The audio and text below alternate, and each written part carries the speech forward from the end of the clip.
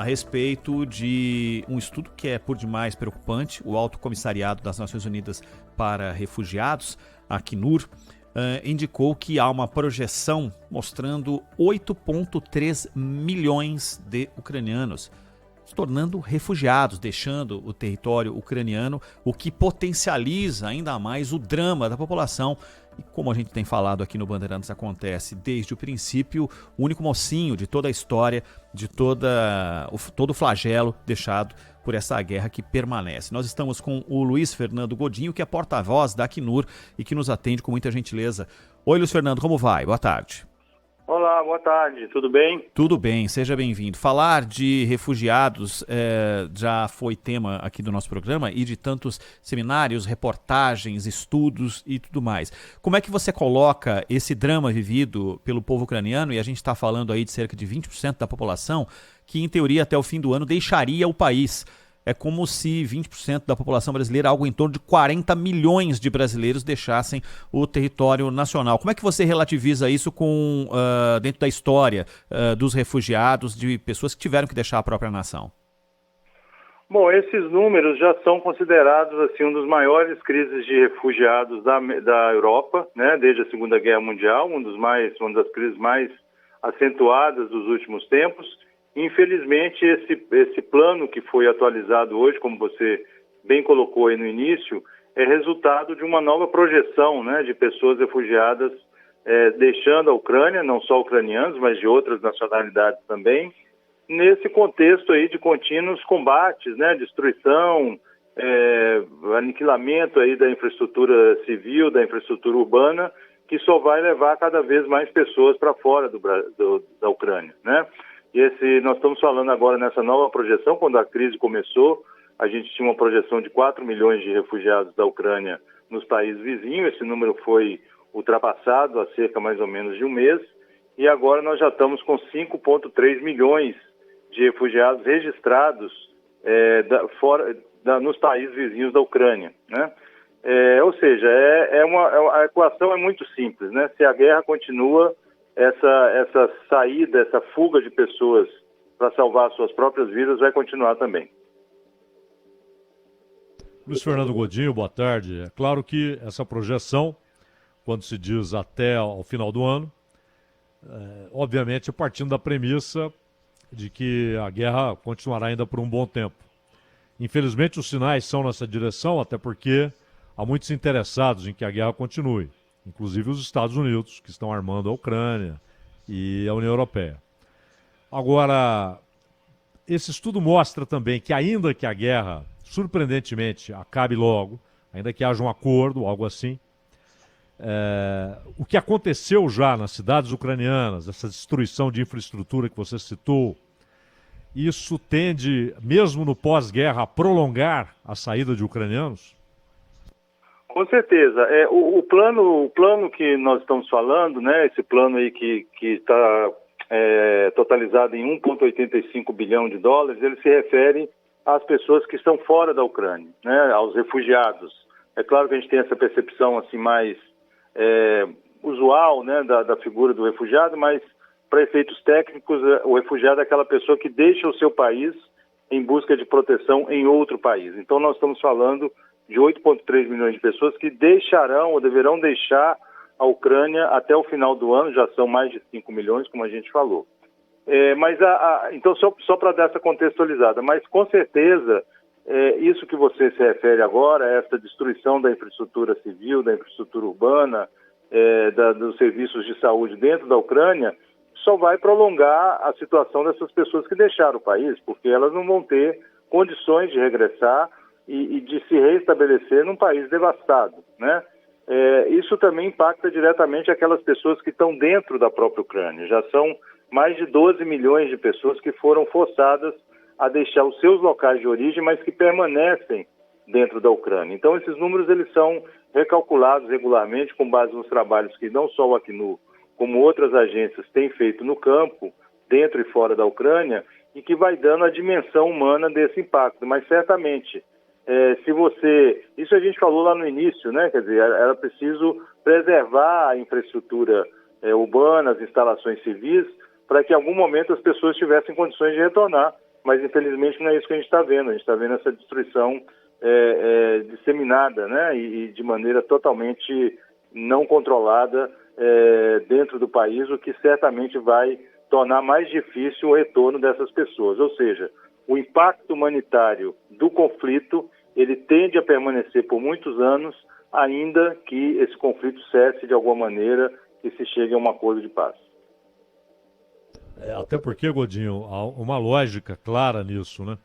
Porque mesmo que a guerra, como você frisou, ainda que haja o encerramento da guerra antes do final do ano, daqui a alguns meses, não sabemos, só Deus sabe. Mas há uma peculiaridade nesse êxodo, né? Porque o governo ucraniano proibiu a saída de homens de 18 a 60 anos. Então, a migração foi uma família. E aí, exatamente, num pós-guerra com a infraestrutura devastada, falta de perspectiva, em vez de as famílias voltarem, os homens terão então a possibilidade de saírem, não é isso? Bom, é muito difícil fazer essa previsão. O seu raciocínio faz todo sentido, né? Mas é muito difícil a gente fazer esse tipo de previsão, porque o cenário, particularmente nessa crise da Ucrânia, é muito fluido, né? O cenário muda muito rapidamente a cada dia. Mas você pontuou uma coisa muito importante, que é exatamente o perfil dessas pessoas que estão deixando a Ucrânia. Hoje nós estimamos que 90% dos refugiados que já deixaram a Ucrânia são mulheres e crianças, o que cria necessidades, riscos de proteção adicional. A gente sabe que as mulheres e crianças são, por exemplo, mais facilmente vítimas de questões de tráfico de pessoas, né? De exploração sexual, ou seja, são problemas que se acrescentam, se somam a uma situação que já seria complexa se caso as famílias pudessem estar saindo unidas, né? E, obviamente, que essa separação das famílias que você coloca também cria traumas adicionais, né? Principalmente nas crianças. Então, assim, é um conjunto de fatores que tem acontecido nessa crise da Ucrânia que só vai ganhando uma dimensão cada vez maior e se esse conflito não se cessa, essas necessidades humanitárias e o deslocamento forçado das pessoas vai aumentar cada vez mais.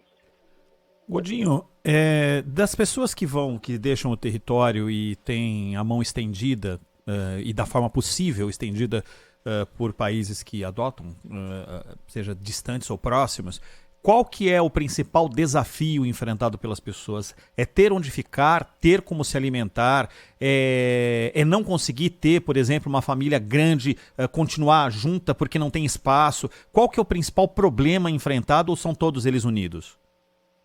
Olha, são vários problemas ao mesmo tempo, mas a gente pode, digamos assim, tentar ver uma sequência, né, de fatos nessa questão que você está colocando. A primeira reação, mesmo das agências humanitárias, como a Acnur e outras agências parceiras, é salvar a vida das pessoas. Então, um primeiro momento é você ter condições para que essas pessoas sejam acolhidas, possam ainda estarem protegidas em abrigos temporários, né, no momento ali próximo da fronteira, ainda quando elas acabam de deixar o seu país. Só que o tempo está passando e essas pessoas continuam sem condições de retornar.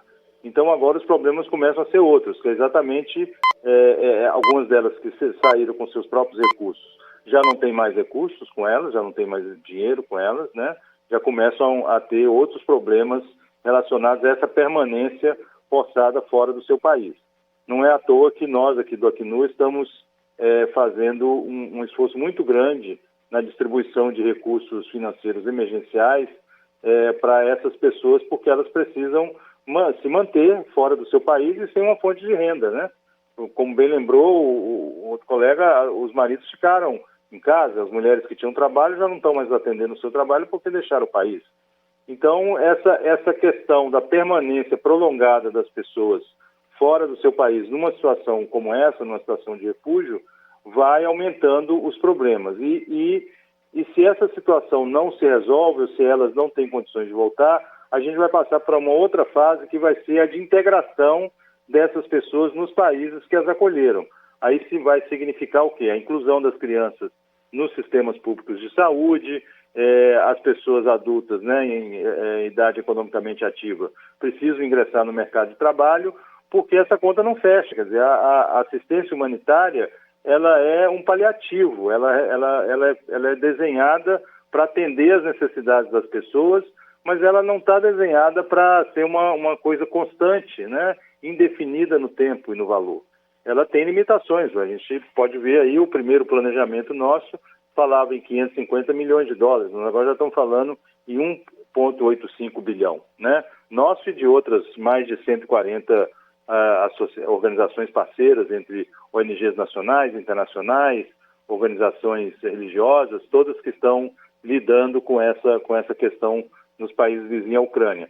Ou seja, não é sustentável, né, financeiramente, e aí fazendo uma análise bastante fria aqui da situação, essa assistência humanitária por muito tempo. Essas pessoas, se elas não tiverem condições de regressar, elas terão que ser inseridas, integradas localmente nos países que as acolheram. E aí surgem outros desafios como esses que eu falei: inserção no mercado de trabalho, inclusão das crianças na escola, acesso a serviços de saúde como os outros cidadãos nacionais desses países têm direito, uma vez que os países agora estão recebendo esses cidadãos da Ucrânia e refugiados de outras nacionalidades que também viviam por lá. Godinho, uma última da minha parte.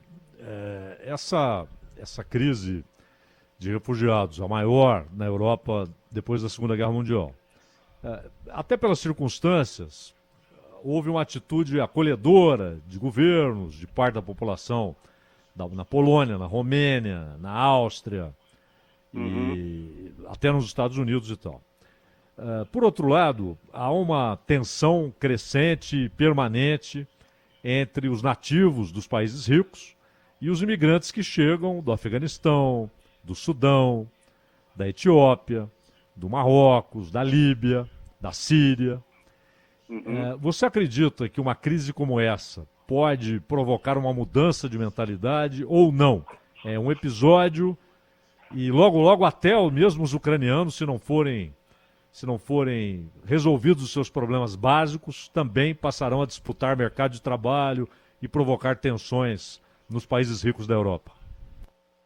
Olha, infelizmente essa é uma dinâmica que a gente tem visto, né? Como você bem ressaltou, né? Uma certa diferença de tratamento entre refugiados de outras partes do mundo e esses refugiados da Ucrânia. Mas a gente prefere talvez assim ressaltar exatamente esse exemplo que tem sido dado, né? De solidariedade, de compartilhamento de responsabilidade em relação aos refugiados da Ucrânia.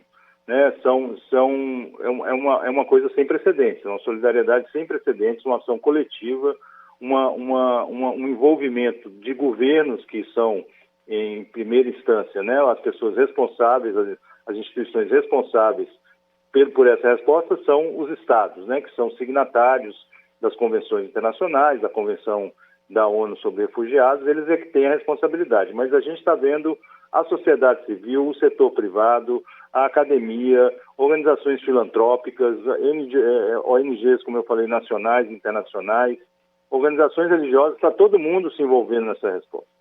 Então a gente espera que sim, que isso possa mudar de certa maneira o paradigma, que possa mudar de certa maneira essas narrativas tóxicas que muitas vezes a gente vê no caso de outros fluxos de refugiados que chegam à Europa, aos Estados Unidos, ou mesmo aqui ao Brasil, né? O Brasil também tem dado um certo exemplo. A gente já recebeu algumas centenas de refugiados da Ucrânia, estão sendo recebidos por organizações religiosas aqui no país, estão sendo acolhidos e protegidos por essas organizações. O Brasil também fez a sua parte ao facilitar o visto de entrada dessas pessoas aqui no país.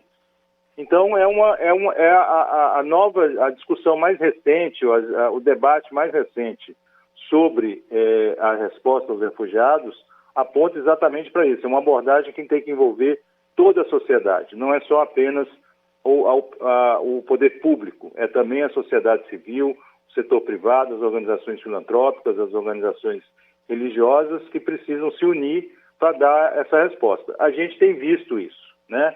Esse plano que foi revisado, ele é um plano que envolve 142 organizações, além do próprio Acnur, que lidera o plano, mas a resposta envolve uma centena de outras organizações, o que mostra essa resposta sem precedentes, essa coordenação, essa solidariedade em torno dessa situação. Vamos esperar que essa resposta possa inspirar, né, outras situações que eventualmente, ou podemos ter com quase certeza, deverão acontecer, porque a gente está vivendo esse mundo maluco onde as pessoas apostam na força e menos no diálogo. Luiz Fernando Godinho conversou conosco, ótimo conteúdo, e que daqui a pouco estará disponibilizado para você que pegou pela metade ou quiser ouvir lá no radiobandeirantes.com.br, no nosso canal do YouTube também, o Rádio Bandeirantes Oficial. O Godinho, que é porta-voz da Acnur, que é a Agência da ONU para Refugiados. Luiz Fernando Godinho, muito obrigado, um grande abraço a você. Muito obrigado, boa tarde e obrigado por essa oportunidade de falar mais uma vez com a Rádio Bandeirantes. Prazer é nosso. Agora 4h37.